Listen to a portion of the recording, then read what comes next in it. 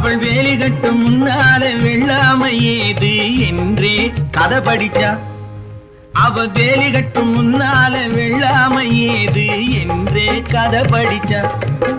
அவன் காதலுக்கும் பின்னாலே கல்யாணம் வருமா என்றே கையடிச்சா.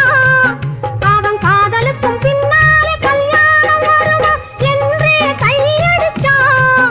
அவளாகட்டும் என்றே ஆசையில் நின்றே அத்தானின் காத கடிச்சா.